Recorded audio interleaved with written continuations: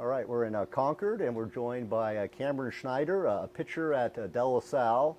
And actually, going at what's interesting, Cameron, you graduated 2 weeks ago, but you were playing baseball that must have been fun, doing nothing but baseball.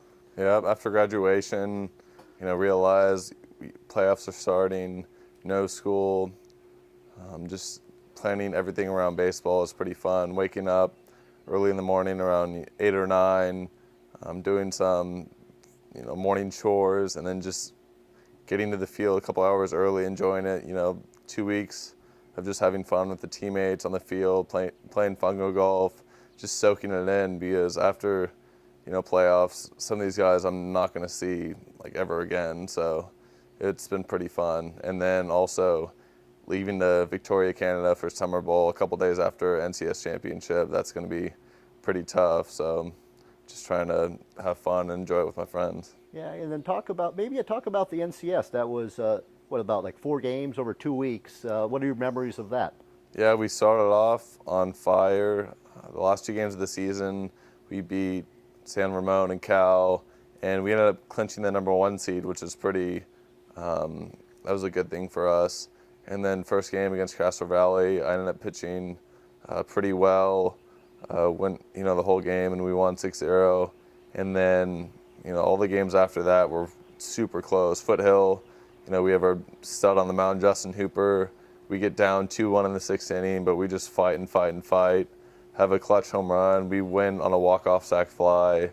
And then going against our Amador, our rivals in the semifinals, a huge game. We went up 6-1, and I was pitching, got a couple guys on, gave up a hit or two. And then next thing you know, in the 5th or 6th inning, it's 6-6 tie game. And we're just clawing to win. And we know, we've been here before. The experience really came through. And then we go up by a run in the last inning, and we have a closer on the mound, runner in second, up by 1, 2 outs. There's a base hit up the middle, and most of our reactions were just like, oh, here we go again, we're gonna go to extra innings. And then our center fielder, Michael McAdoo, comes in through, makes a pretty good one-hop throw to the catcher. There's a slight collision at the plate, but we get the play. Umpire has an emphatic, out call, and we all storm the field, knowing that we're going to return to the NCS Championship. Yeah. So it was pretty fun. I didn't realize that. So it was a play at the plate was the final out. Yep. Wow. You've been playing baseball, I don't know, 10, 12 years. Had you ever experienced that? Yeah, game-winning defensive play. I haven't really seen that besides maybe a routine ground ball or pop-up. And then I was in the dugout too, and we have 20 guys on the bench because we have an army. And when the throw came into the catcher, our coaches jumped sort of in front of the dugout, and I didn't see the exact play, but I just saw the umpire, his call at the plate, and then the coaches just running, and some of my players in front of me running and storming the field. So it was pretty awesome. It was almost like the dog pile from last year. Yeah. In the NCS Championship. And talk about maybe the finals. So that was interesting, where a decision was made. Also maybe before we get to that, tell people in high school there's just basically two starting pitchers. The rotation. Go ahead. Talk about this. In league you play on Wednesday and Friday, and you try to have a 2-man rotation. And this year it was Justin Hooper and I, and then we have relievers who come in off the bench who just come up huge. But after Justin started against Foothill, he just had some soreness, and it wasn't really worth it to have him go out there Saturday and try to push through it, because we have 6 other D1 guys on the bench. And so when Connor Redmond got the start, we were equally juiced. We knew we had the chance to win, and that whole game was just close and down to the wire. Right. But talk about that. I mean, how it is just one game.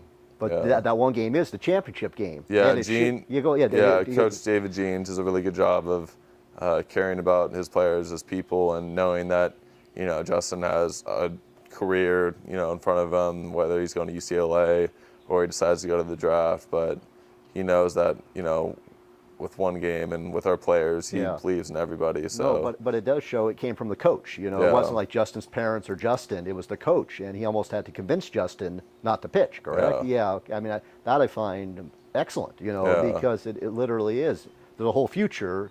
and it is the championship game. And it's one game, but I'm just amazed by that. And then that was at St. Mary's. Talk about the atmosphere there. I talked to your little brother. He had to get there at 10 a.m. to get a seat. Yeah, it was pretty crazy.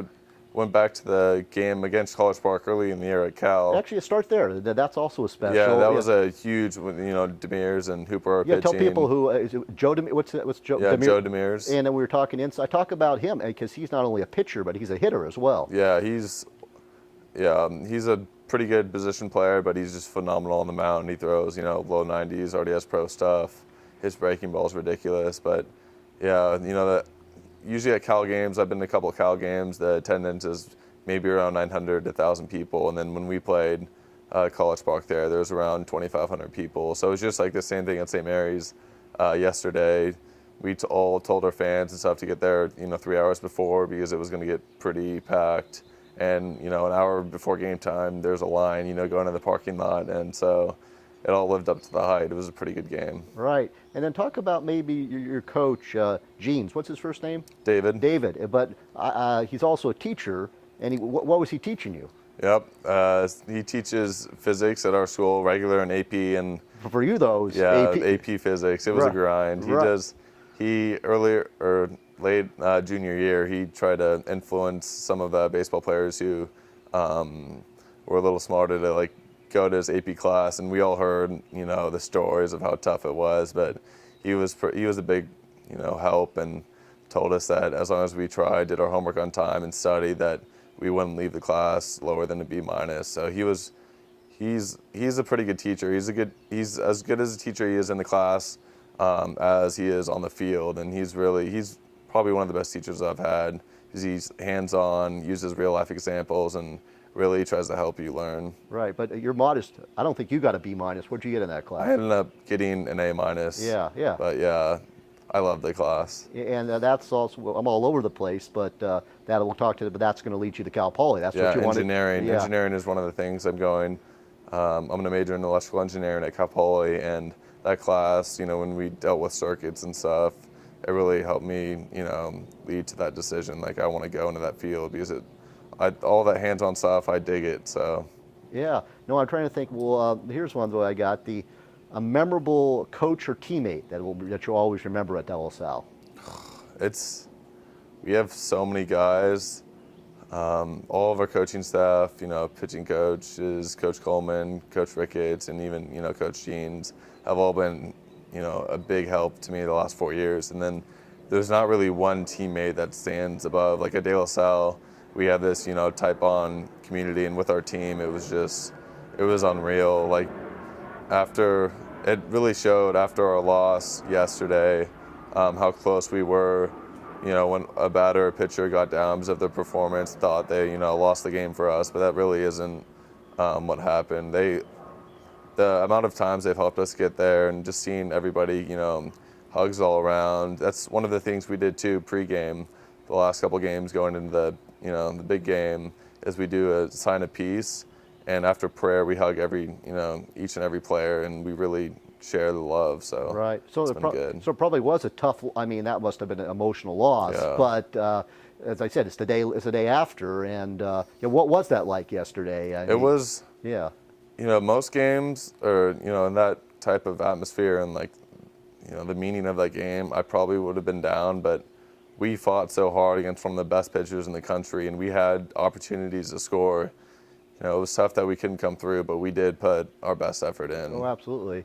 And what was it? Was the finality? I mean, has it sunk in that your high school career is over? Or yeah. I think the biggest thing is, I'm not going to have too much of a summer to spend with the guys. I'm off to talk about that. Yeah, I'll be leaving on Thursday morning, so in a couple days to Victoria, Canada. I'll be driving up with Mom, Dad, and Evan to Bend, Oregon to meet the team, and then I'll be gone for 2 months. Working on my game and having fun. A college summer league, and we'll talk about that in the next segment. And I thought maybe wrap up this segment. How about one moment that stands out at De La Salle?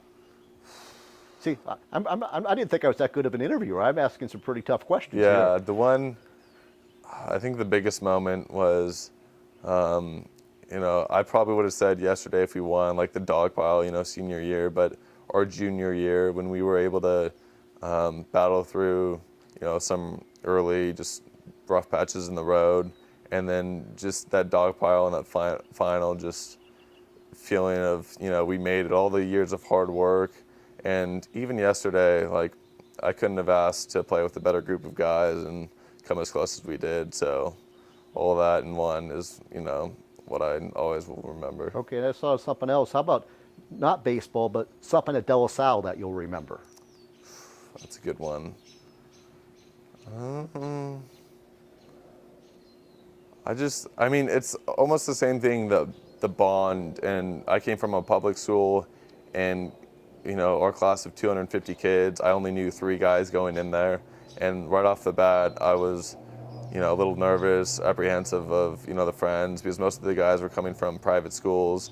And then over the next year or two, through sports and even through the classroom, just getting to know people, how easy it was to make friends. And then all the way to senior year, having a senior synthesis class, and be able to open up with other guys who I didn't even know as much, and get to come close with them. And then the biggest thing was Kairos.